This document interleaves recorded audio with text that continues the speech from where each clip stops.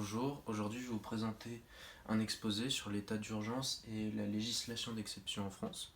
Donc je serai accompagné de Florie pour cet exposé. Donc tout d'abord dans le sommaire nous allons voir la définition d'un état d'urgence. Donc c'est moi qui vous la ferai. Ensuite Florie vous fera plusieurs exemples d'état d'urgence en France.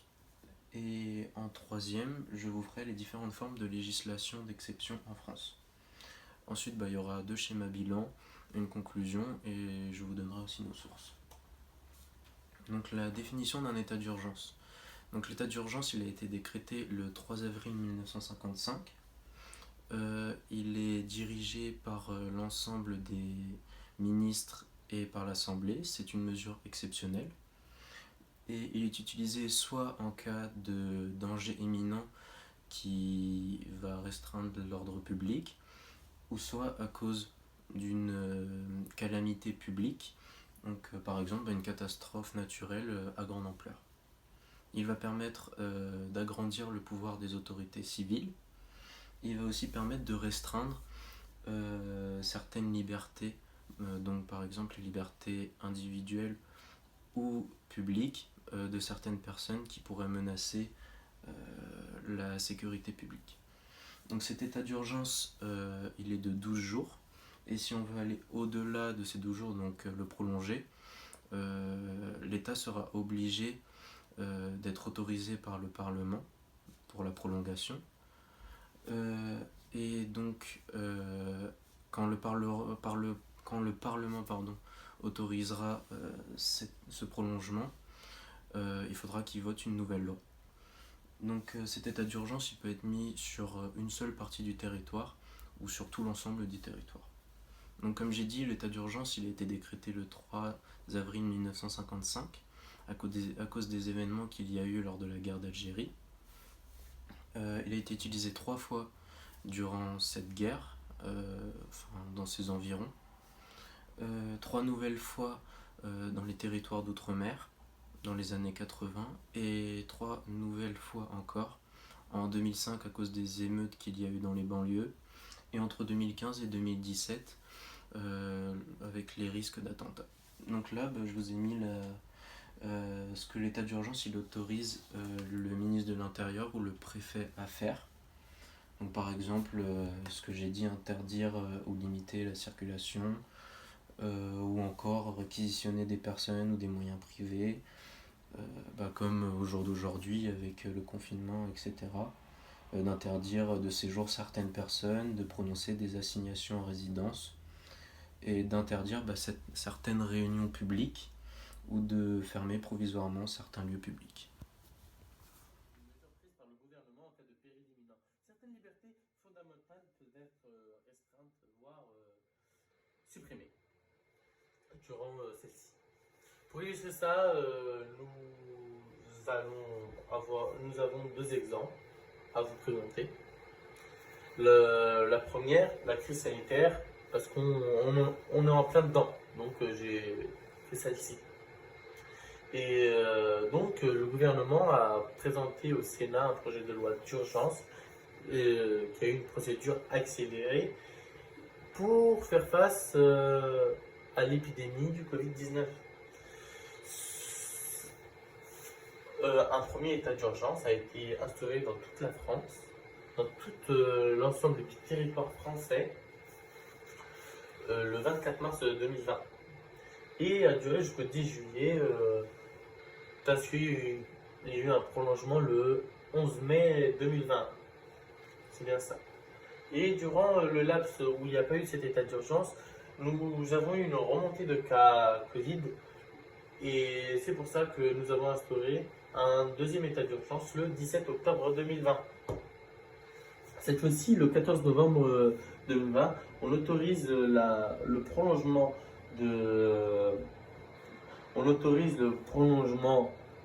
de l'état d'urgence par le décret du 14 octobre 2020. Une loi parue le 15 novembre 2020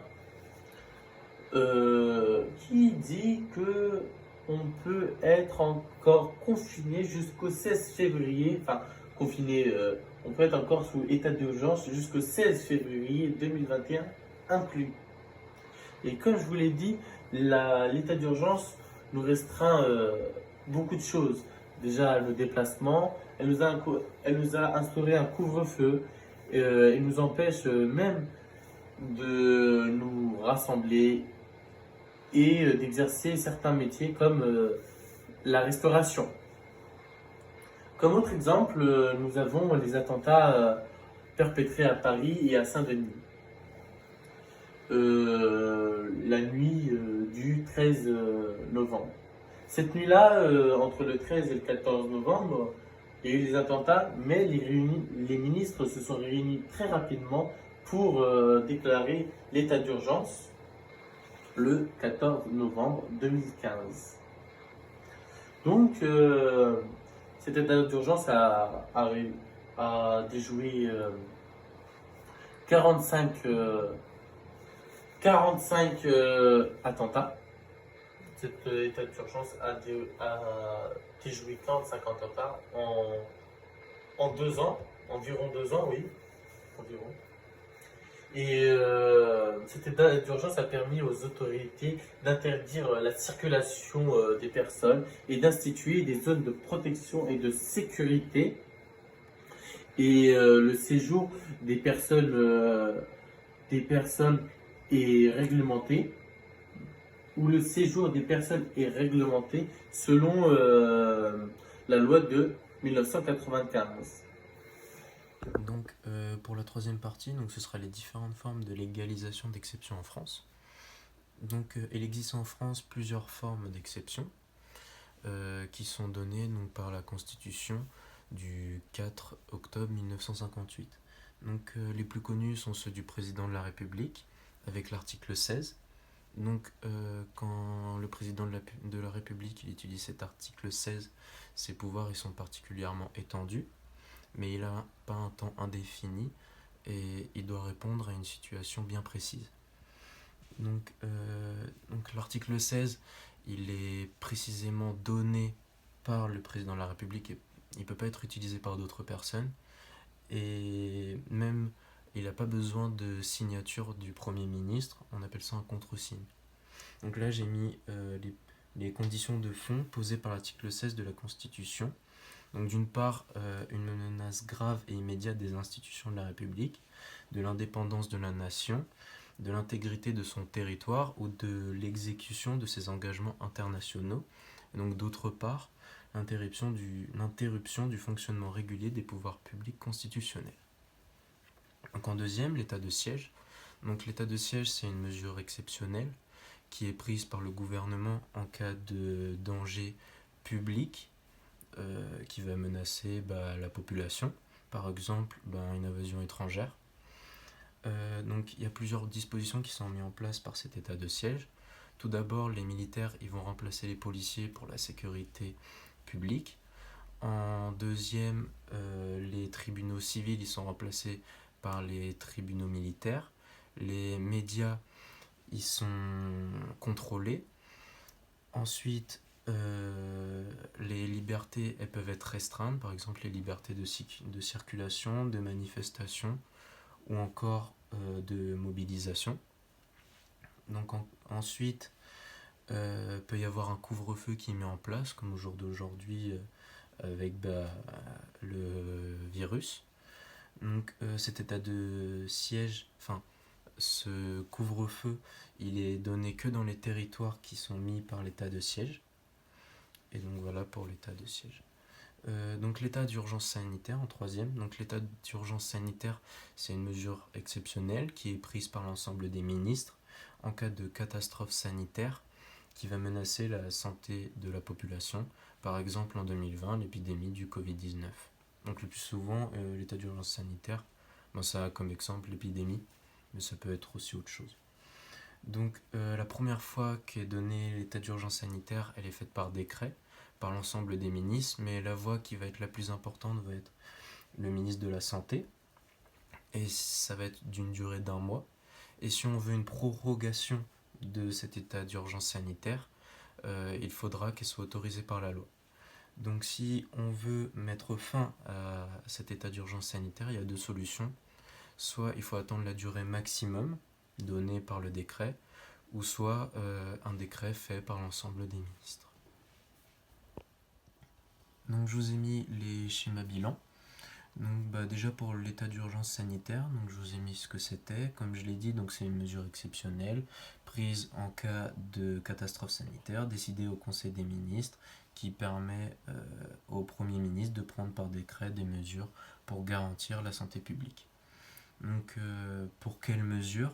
Il peut y avoir des restrictions donc, sur la liberté de réunion, la liberté d'entreprendre, la liberté d'aller et venir chez soi ou chez quelqu'un d'autre, des contrôles des prix et des réquisitions de tout bien et services nécessaires. Donc pour quelle durée? Donc sa prorogation, comme je l'ai dit, elle est d'au-delà d'un mois, doit faire l'objet d'une loi. Et le Conseil des ministres décrète l'état d'urgence pour un mois. Et en deuxième, je vous ai mis l'état d'urgence. Donc c'est surtout pour l'état de siège, et celui-là, c'est celui qui a été donné pendant les attentats entre 2015 et 2017. Donc je vous ai remis la définition d'un état d'urgence. Donc je vous la lis. Donc l'état d'urgence est un régime exceptionnel qui renforce les pouvoirs de l'exécutif à des fins de sécurité.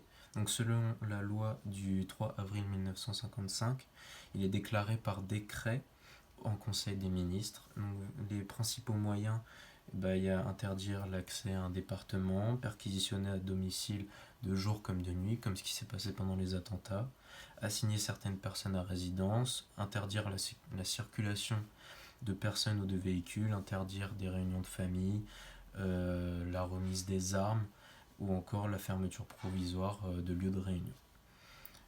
Et aussi prendre le contrôle de la presse. L'idée de récapituler tout ce que nous avons dit jusqu'à présent. L'état d'urgence est une mesure utilisée par le gouvernement en cas de péril imminent. Elle entraîne la restriction ou la suspension de certaines libertés. Elle a été utilisée plusieurs fois en France pour assurer la sécurité dans le pays. Elle est donc utilisée qu'en cas d'extrême urgence. Pendant cet état d'urgence, les droits communs sont souvent suspendus dû aux circonstances exceptionnelles et momentanées. Il existe plusieurs formes de législation d'exception. En France, le pouvoir exceptionnel au président de la République, l'état de siège et l'état d'urgence sanitaire que nous avons pu connaître à cause du Covid-19. Voilà, donc, je vais juste vous présenter nos sources. Donc on a utilisé la vie publique, Cairn Info, Wikipédia et juridique-défenseur-des-lois.fr. Donc c'est la fin de cet exposé. Merci de nous avoir écoutés.